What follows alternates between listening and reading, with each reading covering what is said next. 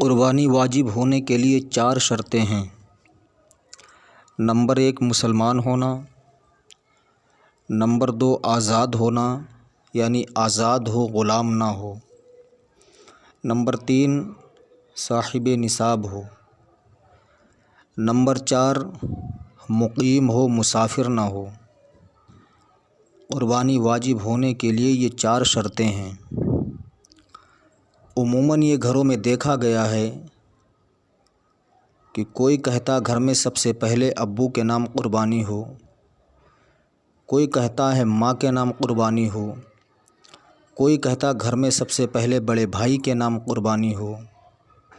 ایسا نہیں ہے، گھر میں اگر باپ مالک نصاب ہے تو باپ پر قربانی واجب ہے۔ اگر گھر کے اندر ماں کے پاس زیورات ہیں، ماں پر قربانی واجب ہے۔ گھر میں اگر بہو وغیرہ ہے، اس کے پاس زیورات ہیں تو اس پر قربانی واجب ہے۔ اگر بھائی کے پاس مال و زر ہے تو بھائی پر قربانی واجب ہے۔ ہر سال مالک نصاب پر قربانی کرنا واجب ہے، ورنہ یہ سوچیں گے کہ پہلے باپ کے نام ہو، ماں کے نام ہو، یہ سراسر غلط ہے۔ ہر سال ہر مالک نصاب پر قربانی واجب ہے۔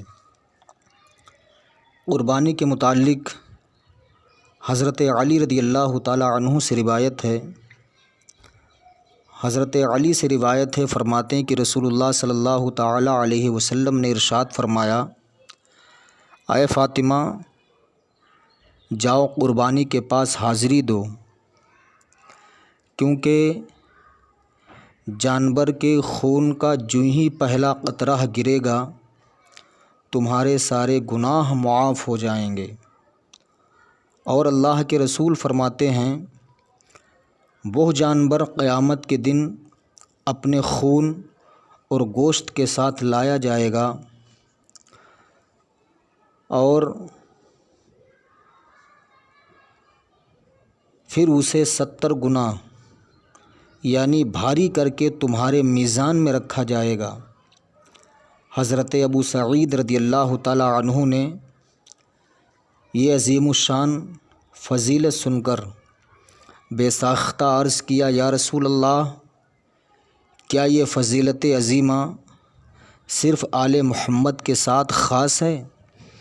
نبی کریم صلی اللہ علیہ وسلم نے فرمایا، ہاں، آل محمد کے لیے خاص ہے اور مسلمانوں کے لیے عام ہے، یعنی ہر مسلمان کو بھی قربانی کرنے کے بعد یہ فضیلت حاصل ہے۔ ہر مسلمان کو قربانی کرنے کے بعد یہ فضیلت حاصل ہوگی، یعنی جس کے نام قربانی ہوگی اس جانور کا زمین پر خون کا قطرہ جو ہی گرتا ہے، اللہ تعالیٰ جس کے نام سے قربانی ہوتی ہے اس کے سارے گناہوں کو معاف فرما دیتا ہے۔ حضرات، ہمیں اور آپ کو چاہیے کہ ہر سال حضرت ابراہیم علیہ الصلاۃ والتسلیم کی سنت پر عمل کریں۔ اگر ہم مالک نصاب ہیں تو ہم پہ ہر سال قربانی کرنا واجب ہے۔ حضرت ابراہیم علیہ الصلاۃ والتسلیم کو دیکھو کہ اللہ رب العزت سے کتنی محبت کرتے تھے۔ شرح الصدور میں ایک واقعہ لکھا ہوا ہے کہ ایک مرتبہ اللہ کے فرشتے رب کی بارگاہ میں عرض کرتے ہیں، پروردگار، ابراہیم علیہ السلام تیرے خلیل ہیں، وہ تجھ سے اس لیے محبت کرتے ہیں کہ تو نے حضرت ابراہیم علیہ السلام کو مال و زر عطا کیا ہے۔ اللہ رب العزت نے ارشاد فرمایا، فرشتوں، نہیں، میرا خلیل مجھ سے اس لیے محبت نہیں کرتا کہ میں نے اسے مال و زر دیا ہے۔ اگر تم آزمانا چاہتے ہو تو جاؤ آزما کے دیکھ لو۔ حکم خدابندی حضرت جبریل امین نے سنا۔ حضرت جبریل امین انسانی شکل میں زمین پہ آتے ہیں، ابراہیم علیہ السلام کے پاس کھڑے ہو کر کے ایک تسبیح پڑھتے ہیں، اللہ کا پیارا نام لیتے ہیں، سبوح قدوس ربنا ورب الملائکۃ والروح۔ حضرت ابراہیم علیہ السلام نے جب اس تسبیح کو سنا اللہ رب العزت کا پیارا نام سنا تو حضرت ابراہیم علیہ السلام فرماتے ہیں کہ اے شخص ایک مرتبہ پھر وہ اللہ کا پیارا نام تو مجھے سنا دے۔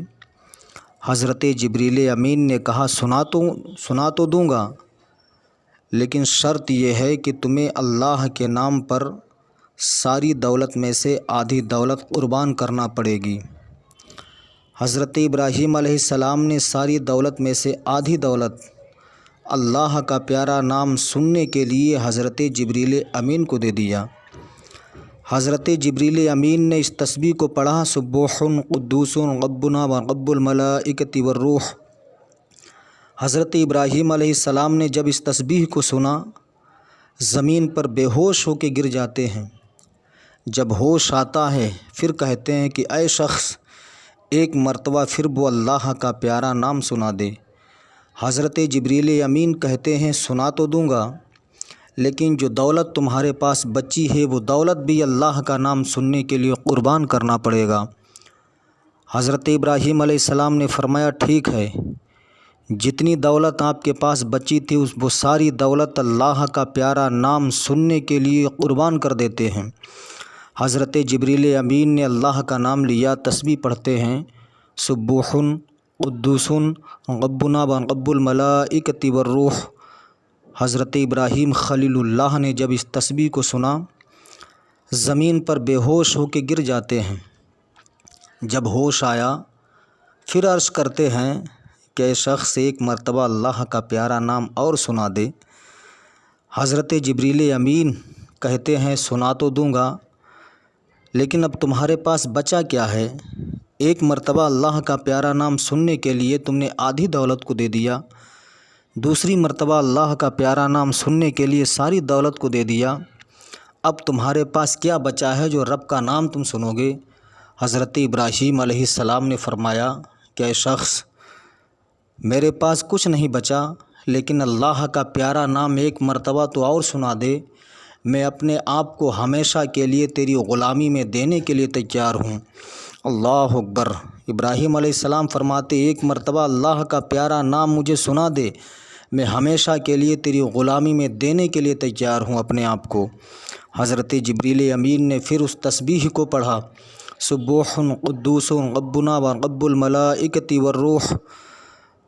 حضرت ابراہیم علیہ السلام نے جب اس تسبیح کو سنا زمین پر بے ہوش ہو کے گر جاتے ہیں۔ جب ہوش آتا ہے تو کیا دیکھتے ہیں وہ شخص وہاں سے غائب ہے۔ حضرت جبریل امین انسانی شکل میں زمین پہ آئے تھے، رب کی بارگاہ میں پہنچ کے عرض کرتے ہیں پروردگار تیرا خلیل ابراہیم تجھ سے اس لیے محبت نہیں کرتا کہ تو نے اسے مال و زر عطا کیا ہے، مولا تیرا خلیل ابراہیم تجھ سے اتنی محبت کرتا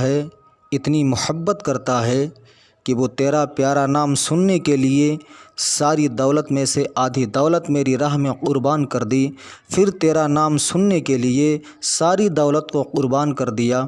مولا تیرا پیارا نام سننے کے لیے تیرے خلیل ابراہیم نے اپنے آپ کو میری غلامی میں دے دیا۔ اے پروردگار تیرا خلیل تجھ سے تو اتنی محبت کرتا ہے کہ تیرے خلیل ابراہیم نے تیرے نام پر سب کچھ قربان کر دیا ہے۔